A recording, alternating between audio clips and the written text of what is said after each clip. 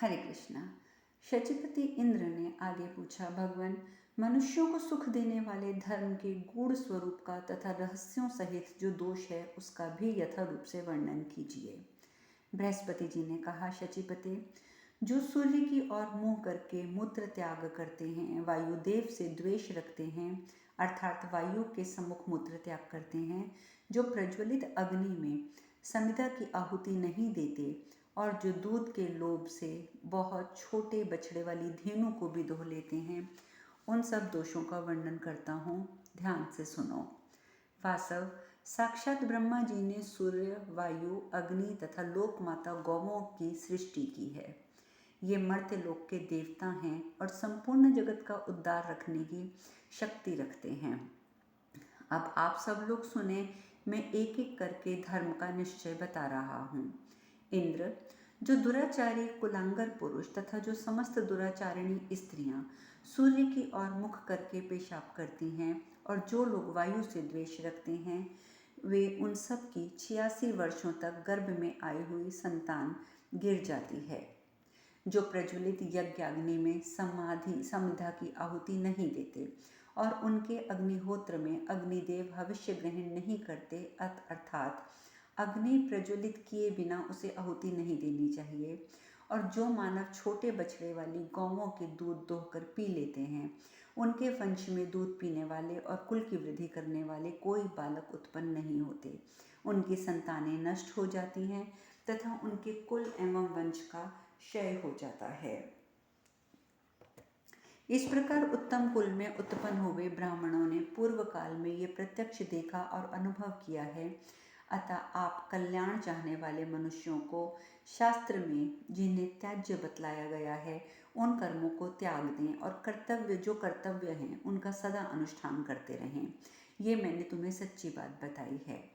तब मरुदगणों ने, संपूर्ण महाभाग देवता और परम सौभाग्यशाली ऋषियों ने पितरों से पूछा, मनुष्यों की बुद्धि थोड़ी होती है, अतः वह कौन सा कर्म करें जिससे संपूर्ण पितृ उनके ऊपर संतुष्ट हों।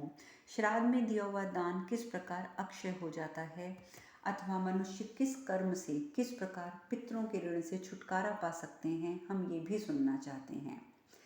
पितरों ने कहा, महाभाग देवताओं, आपने न्यायता अपना संदेह उपस्थित किया है।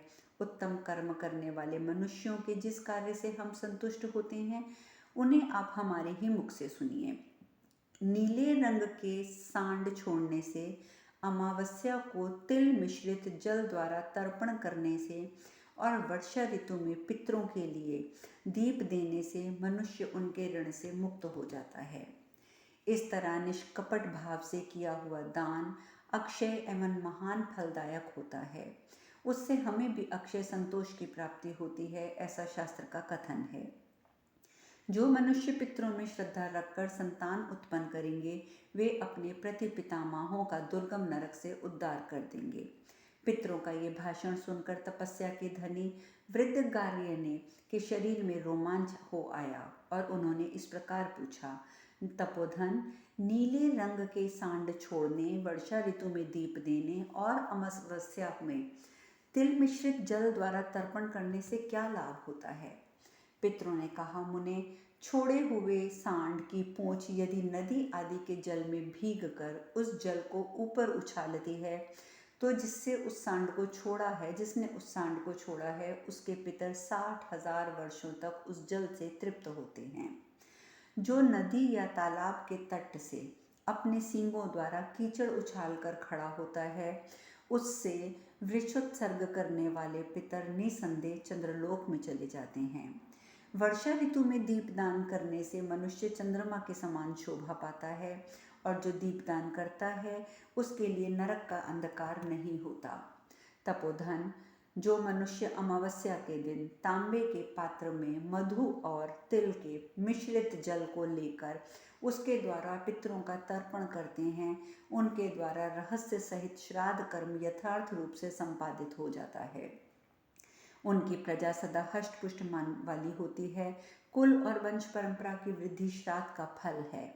पिंडदान करने वाले को ये फल सुलभ है।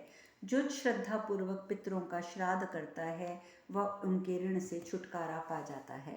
इस प्रकार ये श्राद्ध के काल में कर्म, विधि, पात्र और फल का यथावत रूप से वर्णन किया गया है। इस प्रकार श्री अनुशासन पर्व के अंतर्गत दान धर्म पर्व में पितरों का रहस्य नामक 125वां अध्याय पूर्ण हुआ। भीष्म जी आगे कहते हैं, युधिष्ठिर, प्राचीन काल की बात है, एक बार देवराज इंद्र ने भगवान विष्णु से पूछा, भगवान, आप किस कर्म से प्रसन्न होते हैं?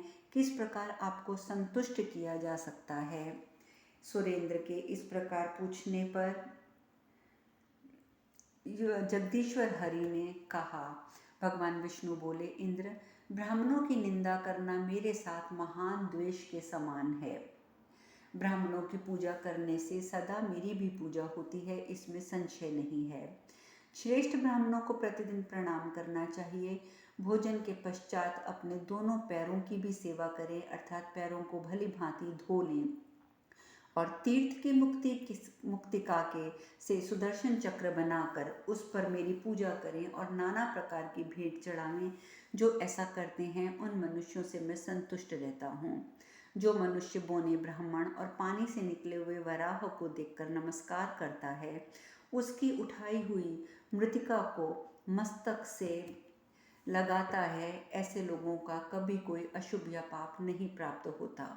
जो मनुष्य अश्वत्थ वृक्ष, गोरोचना और गौ की सदा पूजा करता है, उनके द्वारा देवताओं, असुरों और मनुष्यों सहित संपूर्ण जगत की पूजा हो जाती है। उस रूप में उनके द्वारा की हुई पूजा को मैं यथार्थ रूप से अपनी पूजा मानकर ग्रहण करता हूँ। जब तक ये संपूर्ण लोक प्रतिष्ठित हैं, तब तक ये पूजा ही मेरी पूजा है। इससे भिन्न दूसरी कोई पूजा मेरी पूजा नहीं है। अल्प बुद्धि मानव इस प्रकार अन्य प्रकार से व्यर्थ ही मेरी पूजा करते हैं, मैं उसे ग्रहण नहीं करता हूँ। वह मुझे संतोष प्रदान नहीं करती है। इंद्र ने पूछा, भगवान, आप चक्र, दोनों पैर, बौने ब्राह्मण और वराह द्वारा उठाई हुई मिट्टी की प्रशंसा किस लिए करते हैं? आप ही प्राणियों की सृष्टि करते हैं, आप ही समस्त प्रजा का संहार करते हैं, आप ही मनुष्यों सहित संपूर्ण प्राणियों की सनातन प्रकृति हैं। भीष्म जी कहते हैं, राजन, तब भगवान विष्णु ने हंसकर कहा, देवराज, मैंने चक्र से दैत्यों को मारा है, दोनों पैरों से पृथ्वी को आक्रांत किया है, वराह रूप धारण करके हिरण्याक्ष दैत्य को धाराशाही किया है और वामन ब्राह्मण का रूप ग्रहण करके मैंने राजा बलि को जीता है। इस तरह इन सब की पूजा करने से मैं महामना मनुष्यों पर संतुष्ट होता हूँ। जो मेरी पूजा करेंगे उनका कभी पराभव नहीं होगा। ब्रह्मचारी ब्राह्मण को घर पर आया देख गृहस्थ पुरुष ब्राह्मण को प्रथम भोजन कराएं। तत्पश्चात यदि अवशिष्ट अन्न ग्रहण करें तो वह भोजन अमृत के तुल्य हो जाता है।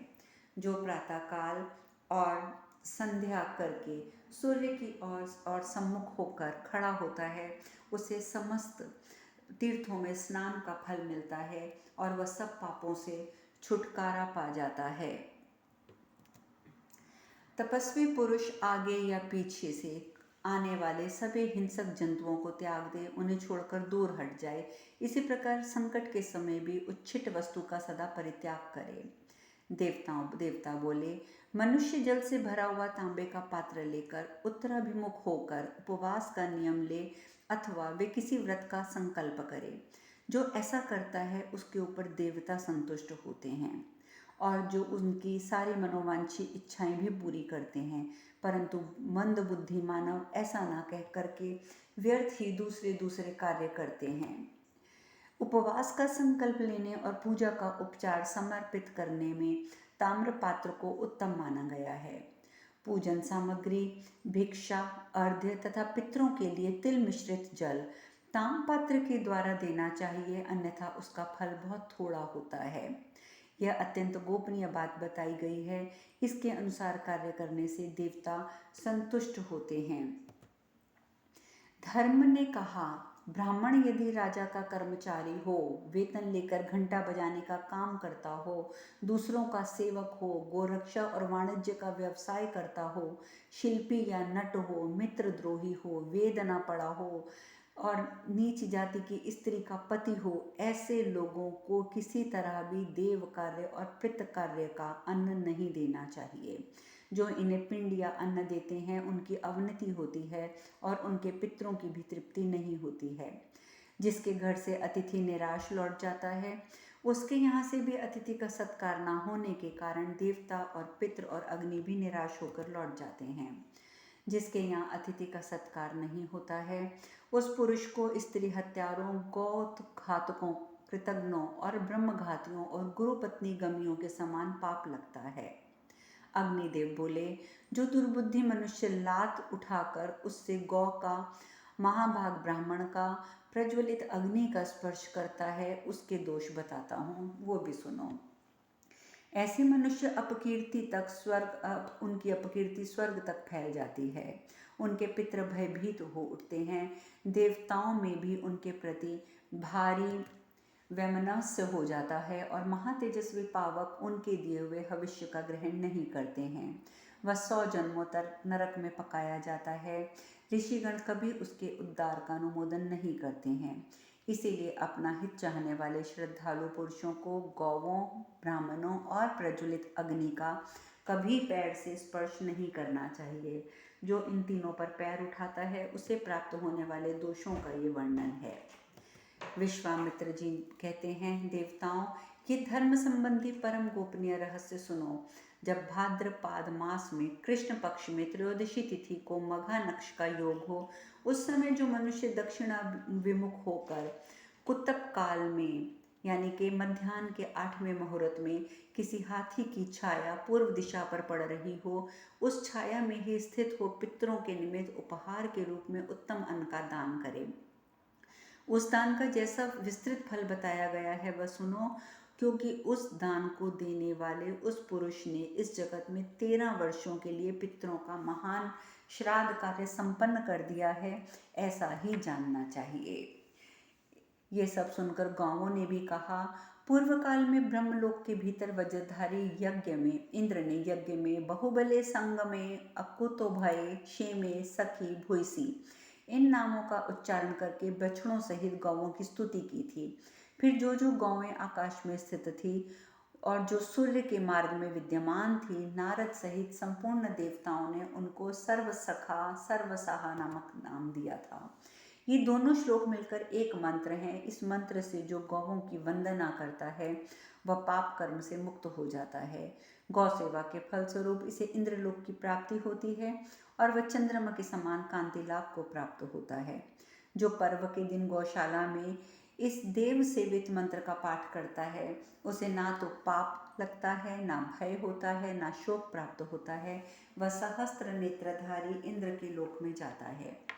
भीष्म जी आगे कहते हैं, राजन, तदंतर महान सौभाग्यशाली विश्वविख्यात वशिष्ठ जी आदि सप्त ऋषियों ने कमल योनि ब्रह्मा जी की प्रदक्षिणा की और सबके सब हाथ जोड़कर उनके सामने खड़े हो गए। उनमें से ब्रह्मवेताओं में श्रेष्ठ वशिष्ठ मुनि ने समस्त प्राणियों के लिए हितकर और विशेष ब्राह्मण और क्षत्रिय जाति के लिए लाभदायक प्रश्न उपस्थित किया। वशिष्ठ जी ने कहा, भगवान, इस संसार में सदाचारी मनुष्य सदा प्राय दरिद्र और द्रव्यहीन है। वे किस कर्म से इस तरह यहाँ यज्ञ का फल पा सकता है? उनकी ये बात सुनकर ब्रह्मा जी ने कहा, महान भाग्यशाली सप्तऋषियों, तुम लोगों ने परम शुभ कारक गूढ़ अर्थ से युक्त और सूक्ष्म और मनुष्य के लिए कल्याणकारी प्रश्न सामने रखा है। तपोधन, मनुष्य जिस प्रकार बिना किसी संशय के यज्ञ का फल पाता है वह भी मैं तुम्हें बताता हूँ, सुनो। पौष मास के शुक्ल पक्ष में जिस दिन रोहिणी नक्षत्र का योग हो, उस दिन रात में मनुष्य स्नान आदि के कर्मों से शुद्ध होकर एक वस्त्र धारण करके श्रद्धा और एकाग्रता के साथ खुले मैदान में आकाश के नीचे शयन करे और चंद्रमा की किरणों का ही पान करता रहे। ऐसा करने से उसको महान यज्ञ का फल मिलता है। तुम लोग सूक्ष्म तत्व एवं अर्थ के ज्ञाता हो। तुमने मुझसे जो प्रश्न पूछा है उसके अनुसार ये परम गूढ़ रहस्य मैंने तुम्हें बताया है। इस प्रकार श्री महाभारत अनुशासन पर्व के अंतर्गत दान धर्म में देवताओं का रहस्य विषयक 126वां अध्याय पूर्ण हुआ। आगे अग्निदेव ने कहा, जो मनुष्य पूर्णिमा की तिथि को चंद्रोदय के समय चंद्रमा की ओर मुँह करके उनके जल की भरी हुई अंजलि घी और अक्षत के साथ भेंट करता है, उसने अग्निहोत्र का कार्य संपन्न कर लिया। उसके द्वारा गाहे पत्त आदि अग्नियां भली भांति अग्नियों की आहुति हो जाती है। उसके द्वारा तीनों अग्नियों की आहुति को सिद्ध हुआ माना जाता है। जो मूर्ख अमावस्या के दिन किसी वनस्पति का एक पत्ता भी तोड़ता है, उसे ब्रह्म हत्या का पाप लगता है। जो बुद्धिहीन मानव अमावस्या तिथि को दंत धावन काष्ठ चबाता है, उसके द्वारा चंद्रमा की हिंसा होती है और पितृ भी उससे उद्विग्न हो जाते हैं। पर्व के दिन उसके दिए हुए भविष्य को देवता ग्रहण नहीं करते हैं, उसके पितृ भी कुपित हो जाते हैं और कुल के वंश की हानि होती है। लक्ष्मी जी बोली, जिस घर में सब पात्र इधर उधर बिखरे पड़े हों, जिस घर में बर्तन फूटे हों, आसन फटे हों और जहाँ स्त्रियां मारी पीटी जाती हों, वह घर पाप के कारण दूषित होता है। पाप से दूषित हुए उस ग्रह में उत्सव और पर्व के अवसरों पर देवता और पितर निराश होकर लौट जाते हैं, उस घर में पूजा स्वीकार नहीं करते हैं। अंगिरा जी ने कहा, जो पूरे 1 वर्ष तक करज वृक्ष के नीचे दीपदान करे और ब्राह्मी बूटी की जड़ को हाथ में लिए रहे, उसकी संतति बढ़ती है। गार्ग्य ने कहा, सदा अतिथियों का सत्कार करें, घर में दीपक जलाएं, दिन में सोना छोड़ दें, कभी मांस ना खाएं, गौ और ब्राह्मण की हत्या ना करें, तीनों पुष्कर तीर्थों का प्रतिदिन नाम लिया करें। ये रहस्य सहित श्रेष्ठ धर्म महान फल देने वाला है। सैकड़ों बार किए हुए यज्ञ का फल भी क्षीण हो जाता है, किंतु श्रद्धालु पुरुषों द्वारा उपयुक्त धर्मों का पालन किया जाए तो उस पुण्य कभी क्षीण नहीं होते। ये परम गोपनीय रहस्य की बात सुनो। श्राद्ध में, यज्ञ में, तीर्थ में, पर्वों के दिन देवताओं के लिए जो हविष्य तैयार किया जाता है, यदि उसे रजस्वला, कोड़ी और वंध्या स्त्री देख ले तो उनके नेत्रों द्वारा हुए हविष्य को देवता ग्रहण नहीं करते और पितृ भी 13 वर्षों तक असंतुष्ट रहते हैं। श्राद्ध और यज्ञ के लिए मनुष्य स्नान आदि से पवित्र होकर श्वेत वस्त्र धारण करे, ब्राह्मणों से स्वस्ति वाचन कराए और महाभारत, गीता आदि का पाठ करे। ऐसा करने से उसका हव्य और कव्य अक्षत होता है। धौम्य बोले, घर में टूटे बर्तन, टूटी खाट, मुर्गा, कुत्ता और अश्वत्थादि वृक्ष का होना अच्छा नहीं माना जाता। फूटे बर्तन में कलयुग का वास होता है। टूटी खाट रहने से धन की हानि होती है। मुर्गे और कुत्ते घर में रहने से देवता उस घर में हविष्य ग्रहण नहीं करते और मकान के अंदर कोई बड़ा वृक्ष होने पर उसकी जड़ के अंदर सांप, बिच्छू आदि जंतुओं का होना अनिवार्य है। इसीलिए घर के भीतर पेड़ भी ना लगाएं। यदि कोई अश्वमेध और सैकड़ों वाजपेयी यज्ञ करे, नीचे मस्तक करके वृक्ष में लटके और समृद्धिशाली सत्र खोल दे, किंतु जिसका हृदय शुद्ध नहीं है, वह पापी निश्चय ही नरक में जाता है। क्योंकि यज्ञ, सत्य और हृदय की शुद्धि तीनों बराबर हैं, फिर भी हृदय की शुद्धि को सर्वश्रेष्ठ माना गया है। प्राचीन समय में एक ब्राह्मण शुद्ध हृदय से ब्राह्मणत्व को शेर भर सत्तू दान करके ब्रह्मलोक को प्राप्त हुआ था। हृदय की शुद्धि का महत्व बताने के लिए एक ही दृष्टांत पर्याप्त होगा। इस प्रकार श्री महाभारत अनुशासन पर्व के अंतर्गत दान धर्म पर्व में देवताओं का रहस्य विषयक 127वां अध्याय पूर्ण हुआ। अब शेष कथा कल। हरे कृष्णा।